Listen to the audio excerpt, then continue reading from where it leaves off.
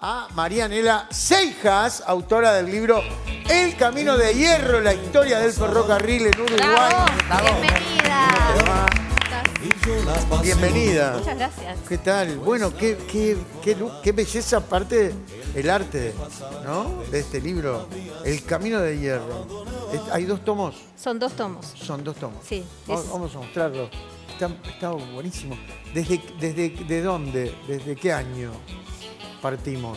Bueno, esto se inicia con el origen del ferrocarril en el Desde el mundo, principio. como invento de la revolución industrial. Ahí es el punto de partida. En Inglaterra, vino de Inglaterra el ferrocarril.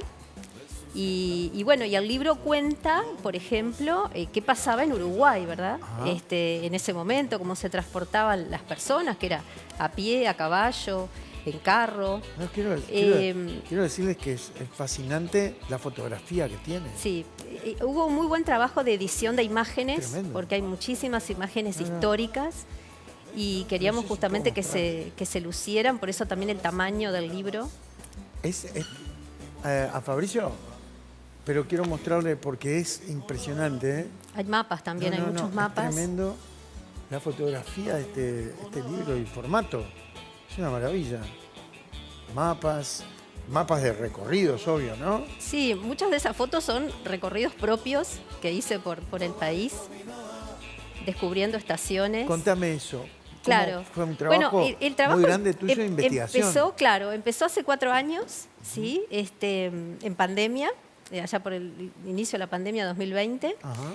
Y a mí siempre el tema me había interesado porque en realidad mi abuelo fue ferroviario, trabajó en la remesa de Peñarol. Mira. Y bueno, y la pandemia me dio como una oportunidad de empezar el tema, ¿verdad? Empecé por una investigación económico-financiera, yo quería saber qué había pasado con el negocio del ferrocarril. Eso, sin tratar de spoilear nada, que así la gente consigue el libro. Pero, ¿qué pasó? Porque obviamente que la modernización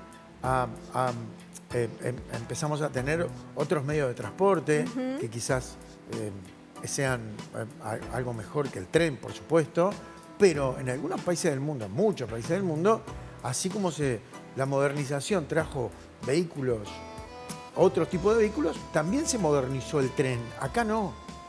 ¿Qué pasó acá? Sí, es cierto. Bueno, justamente lo que me contaron los números, porque yo primero fui a los números porque es, digamos, en lo que me especialicé en economía. Entonces, lo que me contaron los números es que, bueno, ya desde la década del 30, más o menos, ya habían muchas carreteras, muchos automotores. Y a su vez, con una política que fue de que las carreteras se construyeron en forma paralela o casi paralela a las vías férreas.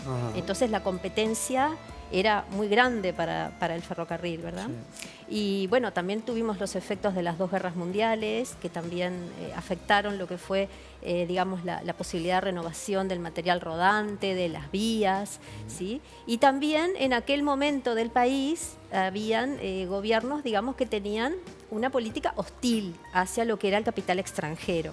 Y no hay que olvidar que el ferrocarril en aquel momento estaba en manos de empresas británicas. Eran todas empresas británicas. Sí. Recién la nacionalización se dio en la década del 50, en el año 1952 fue que se crea AFE, pero fue un largo proceso de deterioro y de declive.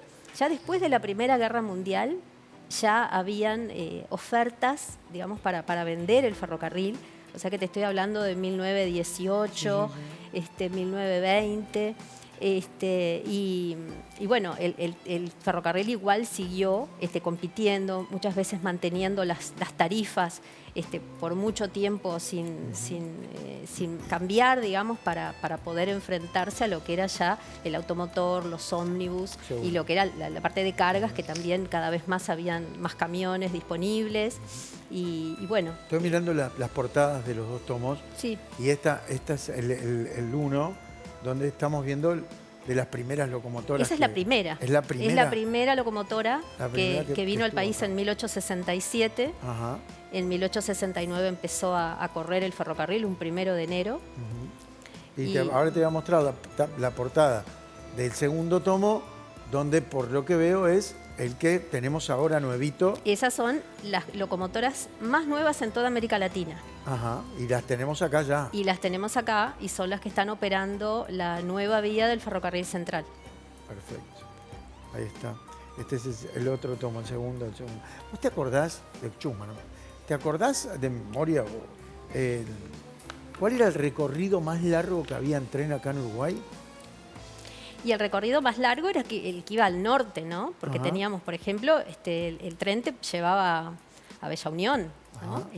Incluso después conectaba con las vías férreas brasileñas. ¿Cuánto tardaría, no? De acá a Entonces, Bella Unión. ya en las últimas épocas del ferrocarril era todo un día Seguro. de recorrido, pero también, bueno, creo que como pasa en Argentina también, ¿no? La tarifa era muy, muy barata, entonces, Bueno, bueno, un medio de transporte muy económico. claro, entonces familias enteras se trasladaban, estaban todo el día y también llevaban mucha comida, ¿no? Porque, claro, iban a estar prácticamente todo un día Arriba del tren. en las vías. Sí. Tremendo. Recién nos mostraba Luis un poco del contenido que tienen los libros muy completos, pero además incluye realidad aumentada. O sea, hay una Sí. forma de acceder a más material aún. ¿Cómo Exacto, es eso? Exacto. ¿Quiere que les muestre? Sí, por Dale. favor. Bueno, sí, lo que pasó fue que en realidad fue tanta la recopilación de material Sí. y demás, y ¿qué pasaba? No se podía imprimir todo, ¿verdad? Entonces se nos ocurrió esta forma, digamos, para que se pudiera acceder a más información y que fuera una experiencia más inmersiva. Ahí ¿sí? te están Entonces, tomando. simplemente este es mi celular, lo único que hago es digitar el sitio del libro que se llama caminodehierro.uy, ¿sí? Entonces acá hay un botón amarillo Sí, que lo que hace es cuando yo veo ahí, ahí está. ahí ven, a ver, Sí, ahí, Ahí, perfecto. entonces ahí estamos viendo un Wow. video, Qué no sé si brutal. lo pueden tomar. Interesante, ¿eh? Sí, se ve sí, muy sí, bien. se Ahí ve. se Y eso está fue viendo, la remesa de Peñarol. Entonces ahí estaban los obreros trabajando en las locomotoras. No sé si se aprecia el sonido, pero los videos tienen sonido. La imagen se está viendo Ahí increíble. se pero- Ay, bueno, perdón Qué brutal, que lo Es moví. mágico. Hay Hoy mucho estamos más. para la Para tecnología. esto. Tremendo. Tremendo hoy. La tecnología a Soy. nuestro favor, totalmente. Excelente. Qué brutal, muy bueno. Muy bueno. Muy bueno. Ahí se escucha. Ahí se escucha, sí. Genial. Muy bueno. Bueno, hay muchas, hay muchos marcadores de realidad aumentada. Hay canciones también qué que se han interesante. escrito para el ferrocarril y que, bueno, obviamente que logramos la autorización de los autores, los intérpretes, para que se incluyeran acá, porque también nos interesaba mucho. Yo soy docente y entonces me interesaba mucho también que las nuevas generaciones pudieran saber la historia del ferrocarril en el Uruguay, pero también tuvieran este apoyo, ¿no? del celular para acceder a más información, a videos. Hay muchos mapas que se reconstruyeron, todos los mapas de las vías férreas, que eran más de 3.000 kilómetros de vías férreas, también están ahí, también se pueden acceder con realidad aumentada. Hay reels de fotos. Digamos, esto es una innovación porque en realidad a nivel de libro de historia es el primer libro de historia en el país que incorpora realidad aumentada, ¿sí? Y entonces, bueno, estamos muy orgullosos de que hayamos podido incorporar esta tecnología en el libro. Está buenísimo. Es una investigación de como 4 años, ¿no? Sí. ¿Cómo estructuraste esto? Porque veo que cada vez que contestás algo, lo que noto es que había mucha información sobre eso que estás contestando. Habían muchas imágenes, tuvieron que reconstruir el mapa férreo. O sea, ¿cómo fue la primera parte? ¿Cómo se estructuró esto? ¿Cómo lo tenías pensado vos? Claro, a ver, yo les decía, ¿no? Esto empezó en pandemia, empezó con un estudio económico-financiero, entonces yo tuve que rehacer una base de datos, digamos, los balances del ferrocarril por más de 150 años, pero después me di cuenta que para interpretar esos números del ferrocarril tenía que conocer la historia, tenía que saber qué había pasado con las vías férreas, ¿sí? Las distintas compañías, cómo le afectaron las guerras, por ejemplo, cómo afectó la competencia con el automotor, etcétera, un montón de elementos que, bueno, ahí sí justamente me tuve que introducir más y ir más a lo profundo en la investigación. Un libro que no existía, ¿verdad? Porque fue lo primero que hice, digo, ver, ¿no? En las librerías a ver si había algo escrito, ¿verdad? Entonces habían, digamos, algunos conceptos escritos, pero dentro de libros de historia más generales. Claro. Y bueno, y después también toda la investigación que hice documental la complementé con una investigación más testimonial, porque lo que hice fue recorrer el país, ¿verdad?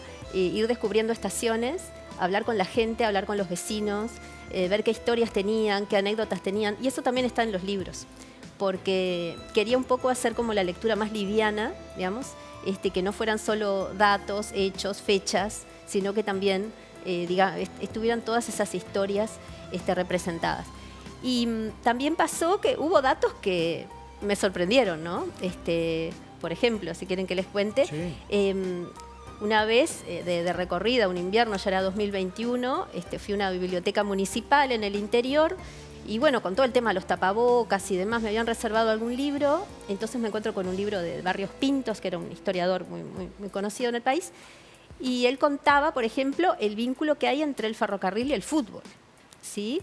Entonces él contaba, por ejemplo, cuando todavía no había terminado el siglo XIX, que los jugadores del CURC, o sea, el Central Uruguay Railway Cricket Club, ¿sí? Que era el club de la empresa del ferrocarril más grande, ¿no? Que era el Ferrocarril Central del Uruguay, algunos de esos obreros y funcionarios ferroviarios se subían al tren, ¿sí? Iban a San José y les daban clases teóricas de fútbol a la gente de allá, del lugar, a los josefinos, para enseñarles a jugar el fútbol, ¿verdad? Entonces, el domingo hacían los partidos, los matches, y así se fueron creando de esa manera los distintos clubes de fútbol en el interior del país. Entonces, la empresa, el Ferrocarril Central, fue muy importante. Después hubo otra, por ejemplo, el Midland, que operó al norte del Río Negro, que también tenía su propio club de fútbol, ¿sí? como lo tenía también el Ferrocarril Central. Y esa información a mí me sorprendió. Claro, Después, claro, me fui encontrando con gente que se había especializado más en estudiar la historia del fútbol, y entonces fui agregándole más datos a mi investigación. Pero eso realmente fue algo que me sorprendió, y entonces por eso son 2 tomos también, ¿verdad? Porque en el segundo tomo estoy viendo, digamos, cómo afectó la vida cotidiana de los uruguayos, ¿no?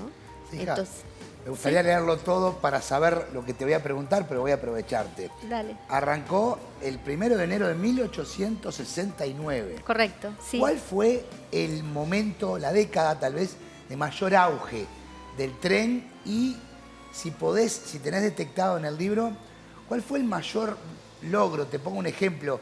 Sé que hay un presidente que le gana una guerra a alguien porque tenía el tren a su favor. ¿Me explico? O sea, Sí. ¿cuál fue el hito que más podés rescatar en estos casi 150 años de historia? Bueno, en cuanto al crecimiento de las vías férreas, hubo 2 momentos, incluso hay gráficos allí incorporados, pero alrededor de 1890 hasta 1900 ahí hubo un empuje muy claro por el que se duplicaron las vías férreas, y después, a partir de 1910, un poco más, hubo otro empuje. O sea, en pocos años se llegaron hasta triplicar el kilometraje de vías férreas construidas. Y lo destaco porque, fíjense, por ejemplo, en Uruguay, la vía férrea uruguaya llegó a ser la segunda en América Latina en términos de vía férrea per cápita, ¿no? Teníamos 22 kilómetros de vía férrea per cápita, y entonces estábamos en el podio a nivel latinoamericano. Y sí, o sea, el ferrocarril trajo muchas innovaciones, ¿sí? Por ejemplo, el hecho de que hayan usos horarios en el mundo, eso existe porque el ferrocarril empezó a trasladarse entre distintos países, entonces fue necesario, digamos, ajustar la hora de los distintos países, eso pensando a nivel global. Pero también, por ejemplo, los semáforos, también sistemas de señalización. Y lo que tú me apuntabas de la guerra, bueno, claramente éramos un país, digamos, con muchas guerras civiles, ¿verdad? Es decir, había un enfrentamiento, el bipartidismo que había en aquel momento.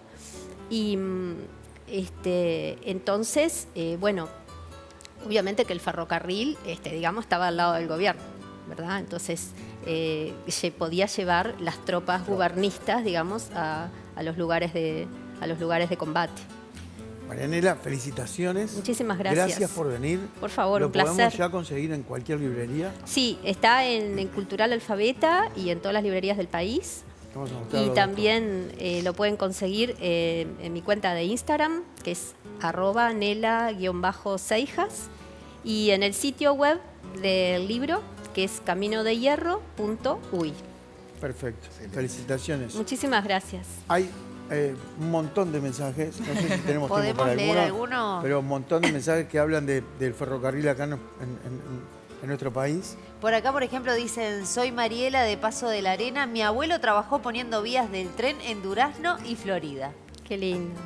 El tren llegó a Salto después de 20 horas en Paysandú, un viaje que hizo esta persona. Acá dice, recuerdo mis vacaciones de invierno, años 66 o 67.